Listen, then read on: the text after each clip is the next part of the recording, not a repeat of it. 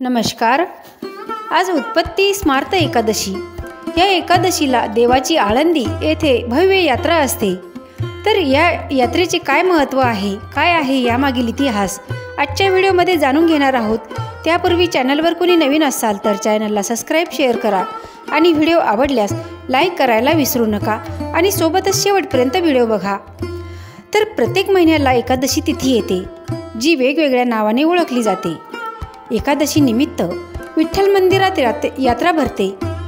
तर जाणून घेऊया उत्पन्न एकादशी निमित्ताने भरणाऱ्या आळंदी यात्रेचे महत्त्व। एकादशी असली की आठवतात ते वारकरी आणि त्यांची पायी होणारी वारी। विठ्ठलाच्या चरणी माथा टेकायला वारकरी पायी पोहोचतात। आषाढी कार्तिकी एकादशीला मोठा उत्सव बघायला मिळतो आणि या निमित्त यात्रा भरते। जशी पंढरपूर यात्रा प्रसिद्ध आहे तशीच आळंदी यात्रा देखील या निमित्त होणारा उत्सवही मोठ्या भक्तिभावाने पार पडत असतो। तर पाहूया या यात्रेसंबंधी सविस्तर माहिती। आळंदी महाराष्ट्रातील प्रसिद्ध तीर्थक्षेत्र आहे। हे पुणे जिल्ह्याच्या खेड तालुक्यात इंद्रायणी काठी वसलेले आहे। देवाची आळंदी म्हटले जाणाऱ्या या आळंदीला उत्पत्ती एकादशी आणि ज्ञानेश्वर महाराज समाधी उत्सवानिमित्त मोठी यात्रा सुरू होते।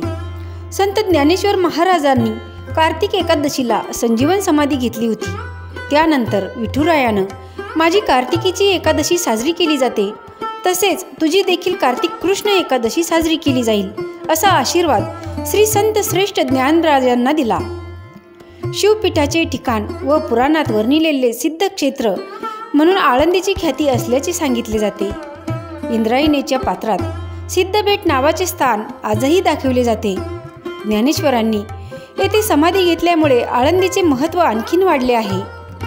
कार्तिकी व आषाढी एकादशीस तुकाराम बीजेस आणि अधिक मासात येथे मोठ्या यात्रा भरतात। इंद्रायणी नदी व ज्ञानेश्वराची समाधी याविषयी येथील गणपती, मुक्ताबाई, सिद्धेश्वर इत्यादींची मंदिरे, अजानवृक्ष व सोन्याचा पिंपळ, अनेक सिद्ध पुरुषांची समाधीस्थाने व चांगदेव भेटीला आला असता ज्ञानेश्वरांनी चालवलेली भिंत इत्यादी स्थळांना भाविक लोक भेट देऊ शकतात। ज्ञानेश्वर महाराजांचा समाधी सोहळा हा श्री गुरु हैबत बाबा यांच्या समाधी सोहळ्यापासून सुरू होतो। कार्तिकी अष्टमीला संजीव समाधी सोहळ्याला सुरुवात होते। कार्तिक अमावस्येपर्यंत हा सोहळा असतो। या सोहळ्याच्या दरम्यान येणाऱ्या कार्तिकी एकादशीला मोठे महत्त्व असते। यासोबतच कार्तिक अमावस्येला महाराजांच्या पालखीची नगर प्रदक्षिणा होते। आळंदी यात्रेला देखील टाळ मृदुंगासह भाविकांचा मोठ्या उत्साहात सहभाग पाहायला मिळतो। ज्ञानेश्वरांची संजीवन समाधी। संत ज्ञानेश्वर महाराजांचे संजीवन समाधी ठिकाण आळंदी देवाची इंद्रायणी नदीच्या काठावर।